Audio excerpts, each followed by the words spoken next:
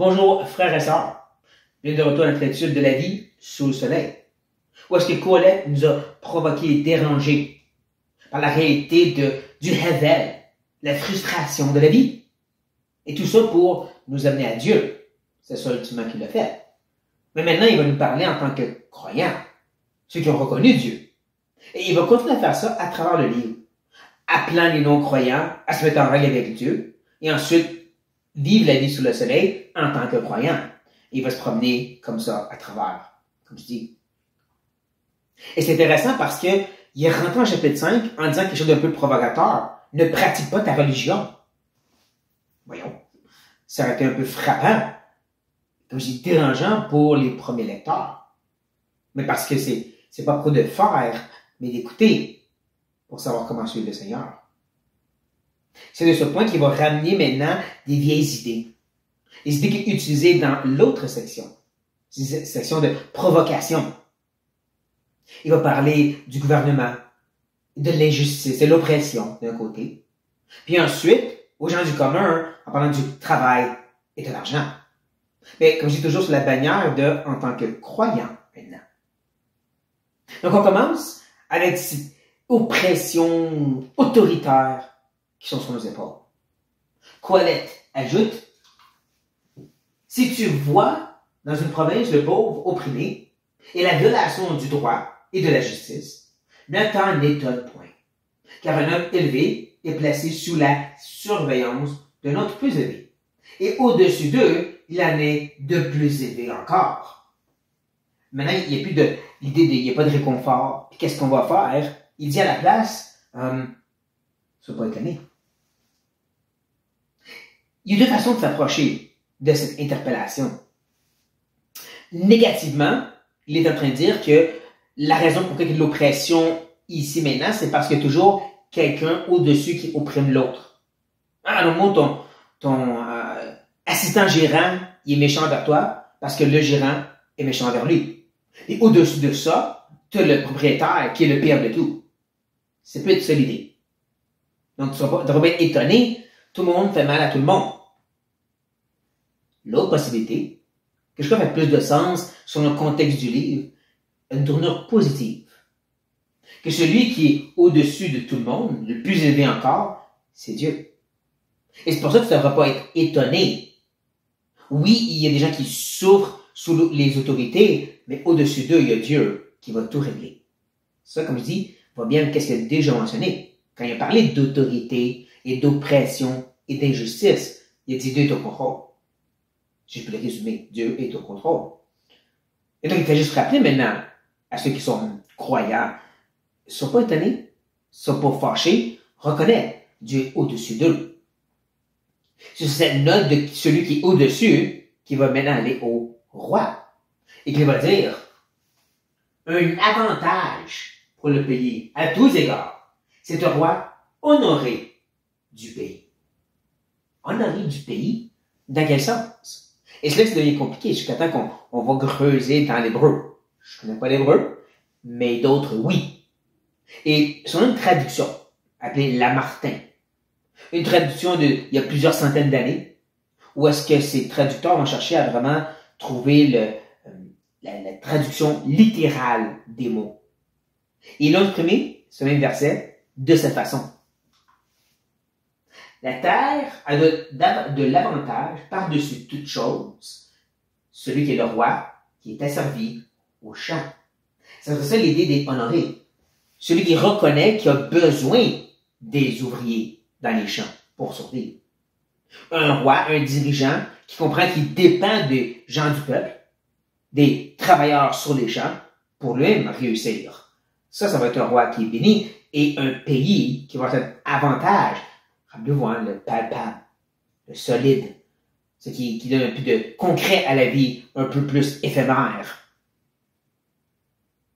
Et quand il pense, ça fait du sens. Quand on regarde à travers l'histoire, les dictateurs qui oppressaient leur peuple, qui les maltraitaient, comme Staline, c'est un dictateur russe, lors du temps de la USSR, où est-ce qu'il opprimait les personnes qui travaillaient dans les champs.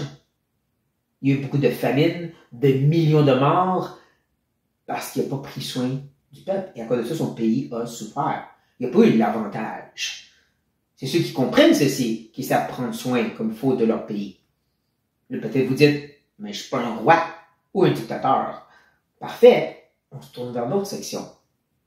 Les travailleurs. Il commence en disant, celui qui aime l'argent n'est pas rassasié par l'argent. Et celui qui aime les richesses n'en profite pas. C'est encore là une vérité. Un révèle, une frustration, manquez pas le mot profite. Car cette idée, ça va jamais être palpable. Ça va être comme s'il court après du vent, s'il est toujours en train de courir après l'argent. Surtout cette notion qui n'est pas rassasié. Il m'en faut toujours un peu plus. C'est John D. Rockefeller qui, lorsqu'on lui a demandé combien de millions tu veux faire, il a dit juste un peu plus. Mais même si on n'est pas des millionnaires, il semble quand même avoir un sens des fois où on se dit, si j'avais juste un peu plus dans mon fonds de pension, un peu plus de l'argent mis de côté dans mon coussin bancaire, là je pourrais me reposer. Là je serais tranquille. Juste un peu plus d'argent, un peu meilleur salaire, là ça irait bien. T'es jamais rassasié. Tu cours après le vent. Tu vas jamais avoir cet avantage, ce profit, parce que tu te confies dans des choses qui sont encore une fois éphémères. C'est pour ça qu'il va ajouter, quand le bien abonde, c'est qu'il le mange abonde. Et quel avantage en revient-il à son possesseur, sinon qu'il le voit de ses yeux? Il ajoute et il explique ce qu'il vient juste de dire, c'est un hevel, c'est-à-dire qu'il court après l'argent. Parce que rapidement, tu réalises que c'est pas toi qui en profites, c'est les gens autour de toi. Pensez à ces gens qui deviennent des vedettes, célébrités, disons, de films ou des rock stars, et qui ont toujours leur entourage, leurs amis de jeunesse qui les suivent. Ça semble plus eux qui bénéficient, n'est-ce pas? Parce que ces vedettes travaillent fort pour faire l'argent, pour être reconnus, ça ouvre plein de portes, et eux, l'entourage qui n'ont rien fait, profitent. Pendant que toi, tu te brûles et tu te donnes pour réussir. C'est pas ça l'idée ici. Encore, ne manquez pas, l'avantage, ce palpable, c'est qu'il voit ses possesseurs de ses yeux. Ça veut dire quoi ça? Voici comment la Sommer, un petit peu plus l'idée qu'il traduit, le présente de cette façon.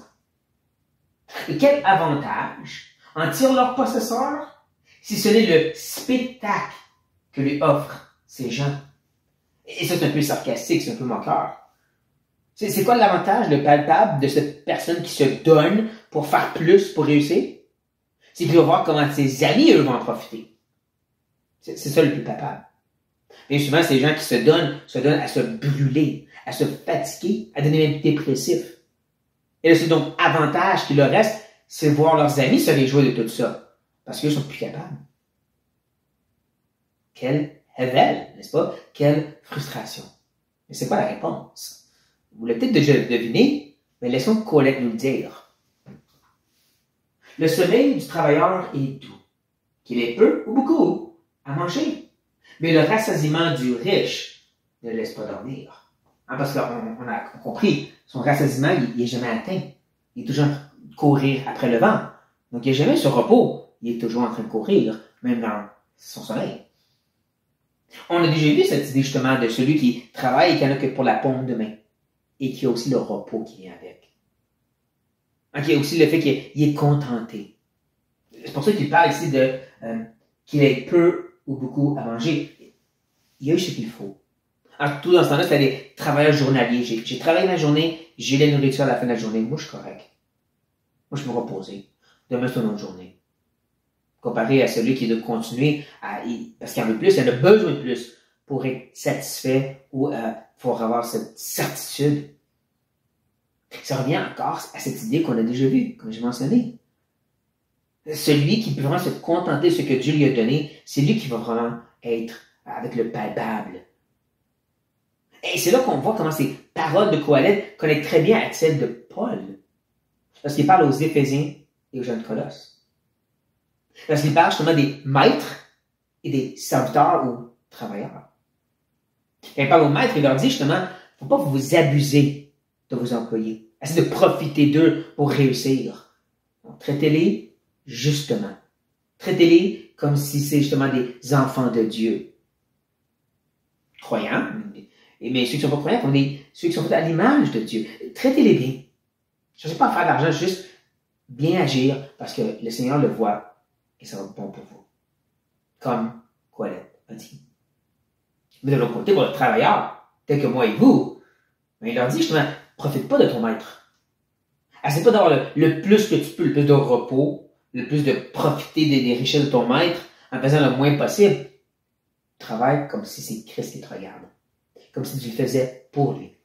Et c'est dans ça que tu vas trouver ton doux repos. Je paraphrase, mais ça revient à cette idée. Pour les travailleurs, pour les esclaves, le but c'est fais ce que tu as à faire et rassasie-toi. Sois contenté de ce que Dieu t'a pourvu. Si tu es libre, amen. Si tu es esclave, Seigneur, tu prends soin de moi de cette façon. C'est un bon rappel pour nous. Parce qu'on vit dans un monde d'abondance. Où est-ce que des fois on peut mettre trop l'accent sur faut que j'ai un peu plus. Juste un meilleur emploi pour pouvoir avoir une plus grande maison, pour avoir une belle grande famille. Comme si c'est ces choses-là qui devraient nous contenter en tant que chrétiens. Pourtant, Jésus l'a dit, mettez vos trésors dans les cieux. Et nous, on continue à quand même les mettre sur la terre. Où est-ce que la rouille l'attaque, puis on devient frustré et dérangé parce qu'on s'est concentré trop sur ça. On oublie qu'on arrête d'aimer maman et donc on devrait perdre cet amour pour Dieu. Oh, que ça parle à nos cœurs, chers frères et sœurs, ici maintenant. Sur cette note, soyez bénis.